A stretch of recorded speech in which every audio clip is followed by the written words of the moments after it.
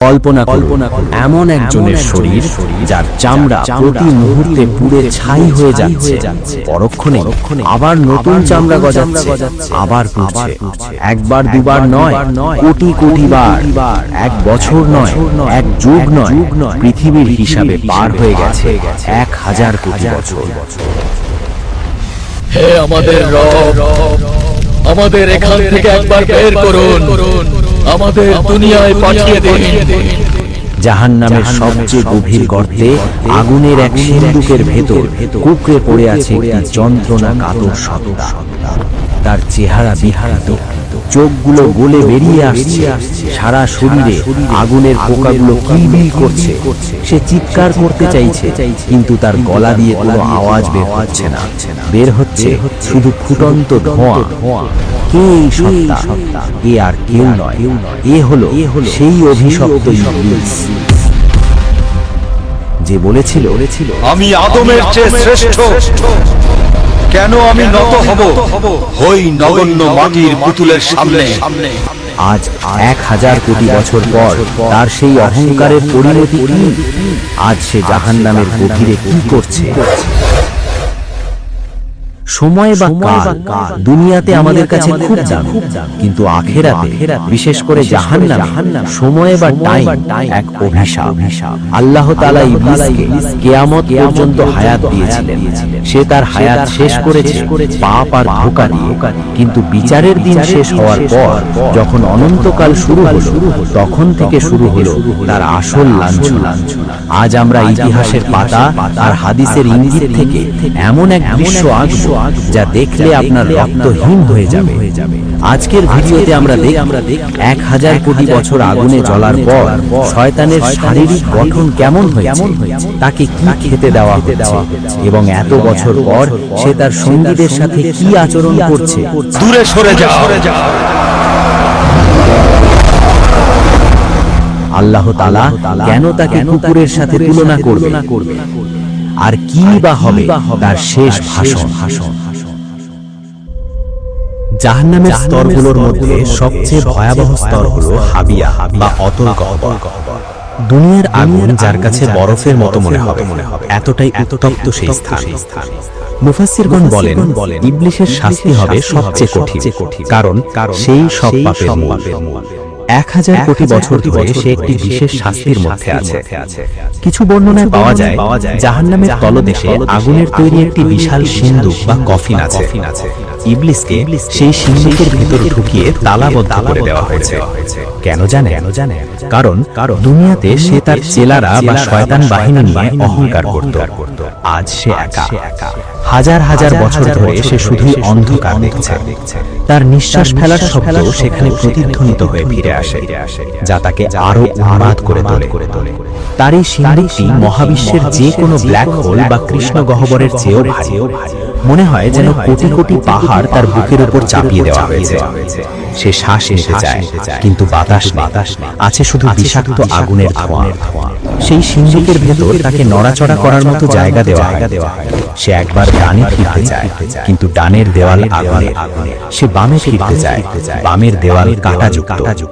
মাঝে মধ্যে সে বিড়বিড় করে বলে, একটু পানি, এক ফোঁটা পানি। কিন্তু পানির বদলে সিন্দুকের ছাদ থেকে ফোঁটায় ফোঁটায় পড়ছে গলিত তামা, যা তার মাথার তালু দিয়ে ঢুকে পায়ের নিচ দিয়ে বের হয়ে যাচ্ছে। সেই গলিত তামার তাপে তার মগজ টগবগ করে ফুটতে থাকে, যেমন চুলার ওপর পাতিলের পানি ফোটে। যন্ত্রণার তীব্রতায় সে জ্ঞান হারাতে চায়, কিন্তু জ্ঞান হারানোর কোনো সুযোগ নেই। 1000 কোটি বছর ধরে এই একই শাস্তি, কোনো বিরতি নেই, কোনো ঘুম নেই। জাহান্নামীরাও অন্তত একে অপরকে দেখতে পায়, কিন্তু ইবলিসকে রাখা হয়েছে চরম একাকিত্বে। তার অহংকার চূর্ণ করার জন্য এই নিঃসঙ্গতাই যথেষ্ট। ইবলিসের এই যন্ত্রণার গভীরতা মাপার কোনো স্কেল বা থার্মোমিটার মহাবিশ্বে নেই। তবে এর ভয়াবহতা কিছুটা আঁচ করতে হলে আমাদের তাকাতে হবে জাহান্নামের সবচেয়ে সর্বনিম্ন বা তথাকথিত হালকা শাস্তির দিকে। সহিহ হাদিসে এসেছে, জাহান্নামের যার শাস্তি হবে সবচাইতে কম, তাকে আগুনের তৈরি মাত্র 2টি জুতো করিয়ে দেওয়া হবে। মাত্র 2টি জুতো। কিন্তু সেই জুতোর তাপ কোনো সাধারণ আগুনের তাপ নয়। জুতো পায়ে দেওয়ার সাথে সাথে তার পায়ের তলা থেকে এক অকল্পনীয় বৈদ্যুতিক শকের মতো তাপ সোজা তার মস্তিষ্কে আঘাত করবে। চুলার উপরে টকবক করে ফোটা পানির মতো কিংবা ভাতের মার যেভাবে টকবক করে ফুটে উপচে পড়ে, ঠিক সেভাবেই তার মগজ মাথার খুলির ভেতর ফুটতে থাকবে। তীব্র যন্ত্রণায় তার মগজ গলে তরল হয়ে নাক ও কান দিয়ে লাভা স্রোতের মতো বেরিয়ে আসবে। সেই ব্যক্তি চিৎকার করে বলবে, আল্লাহর কসম, এর চেয়ে কঠিন শাস্তি আর কাউকে দেওয়া হচ্ছে না। অথচ সে জানে না সেটাই হলো জাহান্নামের লেভেল 1 বা সর্বনিম্ন স্তর। এবার কলিজা শক্ত করে ভাবুন ইবলিসের কথা। যে ব্যক্তি আগুনের জুতো পরে আছে সে জাহান্নামের আগুনের উৎস থেকে বহু দূরে, কিন্তু ইবলিস আছে সেই আগুনের হৃৎপিণ্ডে, একেবারে কোরের ভেতর। বিজ্ঞান বলে সূর্যের উপরের তাপমাত্রার চেয়ে কেন্দ্রের তাপমাত্রা কোটি গুণ বেশি। ঠিক তেমনি সাধারণ জাহান্নামীদের শাস্তি যদি হয় জ্বলন্ত মোমবাতির ছ্যাঁকা, তবে ইবলিসের শাস্তি হলো জীবন্ত আগ্নেয়গিরির গলিত লাভায় ডুবে থাকা। পৃথিবীর শুরু থেকে শেষ পর্যন্ত যত পাপ হয়েছে, যত খুন, যত ধর্ষণ, যত শিরক, তার সবগুলোর কমিশন বা ভাগ ইবলিসের কাঁধে জমা হয়েছে। তাই তার আগুনের রং লাল নয়, তার আগুন কুচকুচে কালো। সর্বনিম্ন শাস্তির ওই ব্যক্তি যদি ইবলিসের শাস্তির এক ফোঁটাও অনুভব করত, তবে সে মুহূর্তেই ভস্ম হয়ে যেত। ইবলিস প্রতি ন্যানোসেকেন্ডে এমন দাহন সহ্য করছে যা পৃথিবীর সমস্ত পারমাণবিক বোমা একসাথে বিস্ফোরিত হলেও তৈরি করা সম্ভব নয়। তার আর্তনাদ যদি একবার দুনিয়ার মানুষ শুনতে পেত, তবে ভয়ে এবং আতঙ্কে পৃথিবীর সমস্ত মানুষের হৃদস্পন্দন চিরতরে বন্ধ হয়ে যেত। হাদিসে এসেছে জাহান্নামে কাফেরদের শরীর বিশাল বড় করে দেওয়া হবে, যাতে তারা আগুনের স্বাদ বেশি করে নিতে পারে। ইবলিসের শরীর পাহাড়ের মতো বিশাল। 1000 কোটি বছর ধরে পুড়তে পুড়তে তার চেহারা এখন চেনার উপায় নেই। একসময় সে ছিল ফেরেশতাদের শিক্ষক, দেখতে ছিল উজ্জ্বল। আজ সে কুৎসিত, কালো কয়লার মতো। তার শরীর থেকে এমন দুর্গন্ধ বের হচ্ছে যে যদি তা দুনিয়াতে আসতো, তবে পৃথিবীর সব প্রাণী সেই গন্ধে মারা যেত। তার চোখের পাপড়িগুলো পুড়ে গেছে বহু আগে। এখন চোখের কোটর থেকে আগুনের লাভা গড়িয়ে পড়ছে, যা তার গালের মাংস গলিয়ে দিচ্ছে। সে হাত দিয়ে মুখ ঢাকতে যায়, কিন্তু তার হাতগুলো কয়লার মতো শক্ত হয়ে অবশ হয়ে আছে। তার ক্ষুধা কোটি বছর না খেয়ে থাকার পর তার পেটের ভেতরটা জ্বলছে। সে ক্ষুধার জ্বালায় চিৎকার করছে। তখন ফেরেশতারা তাকে টেনে নিয়ে যায় জাক্কুম গাছের নিচে। ইবলিস সেই কাঁটাযুক্ত ফল চিবিয়ে খেতে বাধ্য হয়। যেই ইবলিস দুনিয়াতে মানুষকে হারাম খাবার, মদ আর সুদের লোভ দেখাতো, আজ তার গলায় আটকে আছে জাক্কুমের কাঁটা। কাঁটাগুলো তার গলার ভেতর ছিঁড়ে ফেলছে। সেই কাঁটাগুলো পেটের ভেতর গিয়ে আগুনের গোলার মতো জ্বলতে থাকে। মনে হয় যেন পেটের ভেতর হাজার হাজার বিষধর সাপ দংশন করছে। সে গিলতে পারছে না, আবার খেলতেও পারছে না। সে চিৎকার করে বলছে,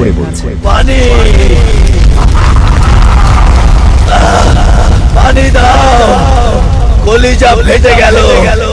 তখন তাকে দেওয়া হয় হামিম, ফুটন্ত টকবগে পানি। সেই পানি মুখের কাছে নিতেই তার মুখের মাংস খসে পড়ে যায়। কিন্তু তৃষ্ণার জ্বালায় সে সেই আগুনের পানি পান করে, আর পান করার সাথে সাথে তার নাড়ি ভুঁড়ি গলে পায়খানার রাস্তা দিয়ে বের হয়ে যায়। সে নিজের গলে যাওয়া নাড়ি ভুঁড়ির দিকে তাকিয়ে থাকে। সেগুলোকে আবার পেটের ভেতর ঢোকাতে চায়, কিন্তু পারে না। এক অসহ্য দৃশ্য। ভাবুন তো, একবার পেট গলে বের হয়ে যাওয়ার পর আল্লাহ আবার তাকে আগের মতো সুস্থ করে দেন। কেন? যাতে আবার নতুন করে শাস্তি শুরু করা যায়। চামড়া জোড়া লাগার সেই দৃশ্য আরো বেশি ভয়ানক।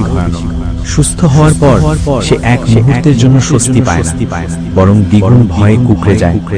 কারণ সে জানে এখনই আবার আযাব শুরু হবে। এভাবেই কেটে গেছে 1000 কোটি বছর। তবে সবচেয়ে মর্মান্তিক দৃশ্যটি ঘটে তখন যখন যন্ত্রণার চরম সীমায় পৌঁছে ইবলিস সরাসরি তার রবের সাথে কথা বলার চেষ্টা করে। পবিত্র কুরআনের সূরা আল মুমিনুনে আল্লাহ জাহান্নামীদের এই শেষ ফরিয়াদের কথা উল্লেখ করেছেন।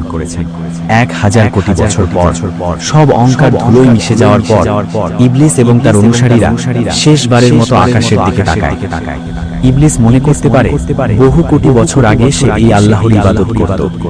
সে ভাবে হয়তো দয়াময় আল্লাহ একবারের জন্য তার দিকে তাকাবেন। সে তার বিকৃত গলায় বুক ভাঙা আর্তনাদ নিয়ে চিৎকার করে ওঠে, রব্বানা আখরিজনা মিনহা। আল্লাহ আমার কথা শুনুন, আমি জানি আমি পাপ করেছি, কিন্তু আপনার রহমত কোথায়? আমাকে মুক্তি দিন। হে আমাদের রব, আমাদের এখান থেকে একবার বের করুন, আমাদের দুনিয়ায় পাঠিয়ে দিন। আমরা আর পাপ করব না, আমরা নেক কাজ করব। যদি আবার পাপ করি তবে আমরাই জালিম। পুরো জাহান্নাম নিস্তব্ধ হয়ে যায়। সবাই অপেক্ষা করে উত্তরের জন্য। ইবলিস ভাবে তার পুরনো ইবাদত হয়তো আজ কাজে আসবে, কিন্তু না। মহাবিশ্বের মালিক মহান আল্লাহ তখন এমন এক ধমক দেন যা জাহান্নামের আগুনের চেয়েও বেশি যন্ত্রণাদায়ক। আল্লাহ বজ্রকঠিন স্বরে বলেন, ইখসাউ ফিহা ওয়ালা তুকাল্লিমুন। চুপ থাক। কুকুর যেমন ধিক্কৃত হয়ে পড়ে থাকে, তেমনি তোরা জাহান্নামে পড়ে থাক, আর কোনোদিন আমার সাথে কথা বলবি না। লা তুকাল্লিমুন, আমার সাথে কথা বলবি না। এই একটি বাক্য ইবলিসের বুকের ভেতরটা চূর্ণ বিচূর্ণ করে দেয়। সে বুঝতে পারে তার এবং আল্লাহর মাঝখানে সম্পর্ক চিরতরে শেষ। আল্লাহর রহমতের দরজা পার্মানেন্টলি সিলগালা করে দেওয়া হয়েছে। এই প্রত্যাখ্যানের কষ্ট আগুনের কষ্টের চেয়ে লক্ষ গুণ বেশি। এরপর থেকে ইবলিস আর কোনোদিন আকাশের দিকে তাকানোর সাহস পাবে না। সে শুধু পশুর মতো গোঙাবে। মাঝে মধ্যে আল্লাহ তাকে সিন্ধুক থেকে বের করে জাহান্নামের সাধারণ কয়েদিদের সামনে আনেন। এটা তার শাস্তির আরেকটা অংশ, অপমান বা লাঞ্ছনা। যখন জাহান্নামের অধিবাসীরা ফেরাউন, নমরুদ, আবু লাহব এবং দুনিয়ার বাকি মানুষরা ইবলিসকে দেখতে পায়, তখন তারা পাগলের মতো হয়ে যায়। এই সব তোর জন্য ইবলিস। হঠাৎ ভিড় থেকে একজন চিৎকার করে ওঠে, ওই তো সেই শয়তান যার ধোঁকায় পড়ে আমি আজ এখানে। তাকে ধর, তাকে ছিঁড়ে ফেল। জাহান্নামীরা তাদের নিজেদের শাস্তি ভুলে গিয়ে ইবলিসের ওপর ঝাঁপিয়ে পড়ে। তারা তাকে কামড়াতে থাকে, তার শরীরের মাংস ছিঁড়তে থাকে। দূরে সরে যা। তারা চিৎকার করে বলে, তোর কারণেই আমরা আল্লাহর রহমত থেকে বঞ্চিত হয়েছি। তাদের আক্রোশ দেখে মনে হয় তারা ইবলিসকে চিবিয়ে খেয়ে ফেললেও তাদের রাগ কমবে না। ইবলিস তখন চিৎকার করে পালাইতে চায়। সে ফেরেশতাদের বলে, আমাকে ওদের কাছ থেকে বাঁচাও, আমাকে আবার আগুনে ফেলে দাও। দুনিয়াতে যারা তাকে বস বা নেতা মানত, আজ তারা তাকে কুকুরের মতো ছিঁড়ে খাচ্ছে। 1000 কোটি বছর পর তার কোনো বন্ধু নেই, কোনো সাথী। সে সম্পূর্ণ একা। শাস্তি, লাঞ্ছনা আর অপমানের 1000 কোটি বছর পার হওয়ার পর আল্লাহর হুকুমে ইবলিস আজ কথা বলবে। সে তার অনুসারীদের উদ্দেশ্যে শেষ ভাষণ দেবে। সে কাঁপতে কাঁপতে মিম্বারে দাঁড়ালো। কোটি কোটি জাহান্নামী চুপ করে আছে। আগুনের শো শো শব্দ ছাড়া আর কোনো শব্দ নেই। সবাই অপেক্ষা করছে হয়তো ইবলিস কোনো সুসংবাদ দেবে। কিন্তু ইবলিস যা বলল তা ছিল তাদের কফিনের শেষ বেড়ে। সে বলল, আল্লাহ তোমাদের সত্য ওয়াদা দিয়েছিলেন, আর আমি তোমাদের মিথ্যা ওয়াদা দিয়েছিলাম। আজ আল্লাহ তার ওয়াদা পূরণ করেছেন, আর আমি আমার ওয়াদা ভঙ্গ করলাম। তোমরা কেন আমার দিকে তাকিয়ে আছো? আমি তো তোমাদের উপর জোর করি। আমি তো তোমাদের হাত ধরে পাপ করাইনি। আমি শুধু ডাক দিয়েছিলাম, ইশারা করেছিলাম। তোমরা তো সেই ডাকের অপেক্ষায় ছিলে। তোমরা তো চাইতেই পাপ করতে। তাই আজ আমাকে দোষ দিও না, নিজেদের দোষ দাও। আজ আমি নিজেও বাঁচতে পারছি না, তোমাদের কিভাবে বাঁচাবে? কি নিষ্ঠুর বাস্তবতা! এই কথা শোনার পর জাহান্নামীদের আশা চিরতরে নিভে গেল। তারা বুঝতে পারল এই 1000 কোটি বছর ছিল মাত্র শুরু। অনন্তকাল এভাবেই চলতে থাকবে। ভাষণ শেষ। ফেরেশতারা আবার ইবলিসের গলায় আগুনের বেড়ি পরিয়ে দিল। তাকে আবার সেই লোহার সিন্ধুকের দিকে টেনে নিয়ে যাওয়া হচ্ছে। সে জানে আগামী 1000 কোটি বছর তাকে আবার সেই সিন্ধুকে একা থাকতে হবে। সে জানে আল্লাহ আর কোনোদিন তার দিকে দয়ার নজরে তাকাবেন না। তার শাস্তি চলতেই থাকবে। চামড়া পুড়বে, আবার গজাবে। জাক্কুম খাবে, হামিম পান করবে। পবিত্র কোরআনে আল্লাহ বলেছেন, খালিদিনা ফিহা আবাদা। তারা সেখানে চিরকাল থাকবে। কোনোদিন যদি এমন ঘোষণা আসতো যে 1 কোটি কোটি বছর পর জাহান্নাম থেকে মুক্তি দেওয়া হবে, তবুও ইবলিস এবং জাহান্নামীরা আশায় বুক বাঁধত। কিন্তু না, সেই দিন কোনোদিন আসবে না। 1 কোটি বছর নয়, 100 কোটি বছর নয়। গণিতের সব সংখ্যা যেখানে শেষ, সেখান থেকে তাদের অনন্তকালের কান্না শুরু। শারীরিক যন্ত্রণার চেয়েও কোটি গুণ বড় এক মনস্তাত্ত্বিক ঝড় তখনও বাকি। ইবলিসের মনে হাজার কোটি বছর ধরে একটা চোর পুলিশ খেলার মতো ক্ষীণ আশা লুকিয়েছিল। সে ভাবত হয়তো 1 কোটি বছর কিংবা 100 কোটি বছর অথবা 1000 কোটি বছর পর হলেও আমার মৃত্যু হবে। মৃত্যু হলেই তো সব শেষ, আর কোনো ব্যথা নেই, আর কোনো আগুন। এই মৃত্যু নামের মিথ্যা আশাটাকে বুকের ভেতর লালন করেই সে এতকাল বেঁচেছিল। কিন্তু সেই শেষ আশার প্রদীপটি নিভে যাওয়ার দিনটি হবে তার অস্তিত্বের সবচেয়ে ভয়ঙ্কর দিন। বিচার দিবসের শেষে জান্নাতি এবং জাহান্নামীদের মাঝখানের প্রাচীরে ফেরেশতারা একটি ধূসর রঙের দুম্বাকে উপস্থিত করবেন। হঠাৎ পুরো জাহান্নাম নিস্তব্ধ হয়ে যাবে।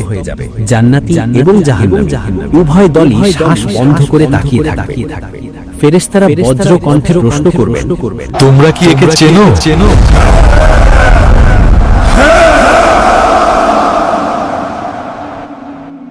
এ হলো মৌত, এ হলো মৃত্যু, যাকে আমরা দুনিয়াতে ভয় পেতাম আর আজ যাকে আমরা মুক্তির দূত হিসেবে চাইছি। জাহান্নামীদের চোখে তখন চকচকে আশা। ইবলিসও সিন্ধুকের ফাঁক দিয়ে তাকিয়ে আছে, ভাবছে এই বুঝি তার মুক্তির লগ্ন এলো। কিন্তু ঠিক তখনই মহাবিশ্বের কোটি কোটি সত্তার চোখের সামনে এক ধারালো ছুরি দিয়ে মৃত্যুকে জবাই করে দেওয়া হবে। রক্তের ফোঁটা পড়ার সাথে সাথে মৃত্যু ঘটে গেল। ফেরেশতারা তখন চূড়ান্ত রায় ঘোষণা করবেন, হে জান্নাতবাসী, আর মৃত্যু নেই, তোমরা অমর। হে জাহান্নামবাসী, আর মৃত্যু নেই, তোমরাও অমর।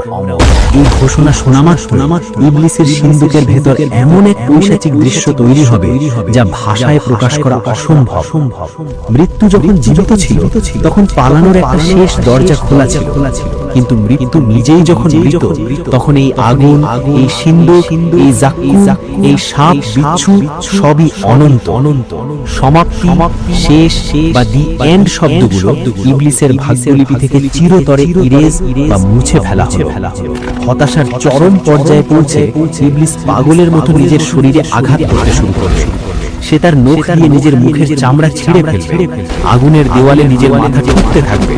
সে তার বিকৃত গলায় চিৎকার করে বলবে, হে আল্লাহ, আমাকে মাটি বানিয়ে দাও, আমাকে অস্তিত্বহীন করে দাও, আমি আর বাঁচতে চাই না। কিন্তু তার সেই চিৎকার অনন্তকালের দেওয়ালে ধাক্কা খেয়ে আবার তার কাছেই ফিরে আসবে। ইবলিস বুঝতে পারবে সে এক অনন্ত লুপে বা চক্রে আটকা পড়ে গেছে, যেখানে ঘড়ির কাঁটা নেই, ক্যালেন্ডারের পাতা নেই, আছে শুধু অন্তহীন হাহাকার।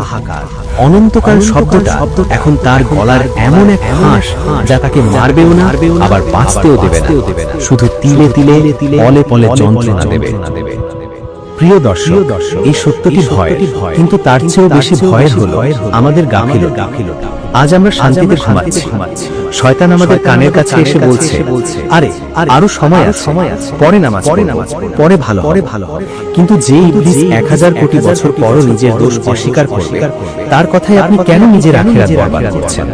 সে তো প্রকাশ্য সত্য, সে তো চায় আপনিও তার সাথে সেই আগুনের সিন্ধুকে বন্দী করুন। সে একা পড়তে চায় না, সে আপনাকে সাথে নিয়ে যায়। এখনো সময় আছে। আপনার বুকের বাম পাশে যে হৃৎপিণ্ডটি ধুকপুক করছে, ওটা থামার আগেই ফিরে আসুন। আল্লাহর দয়ার দরজা এখনো খোলা। আসুন আজই তওবা করুন। শয়তানের প্ররোচনা থেকে আল্লাহর কাছে পানাহ চাই। হে আল্লাহ, আমাদের এবং আমাদের পরিবারকে জাহান্নামের সেই ভয়াবহ শাস্তি থেকে রক্ষা করুন। ইবলিসের ধোঁকা থেকে আমাদের ঈমানকে হেফাজত করুন। আমিন। ভিডিওটি শেয়ার করে আপনার পরিচিতদের সতর্ক করুন।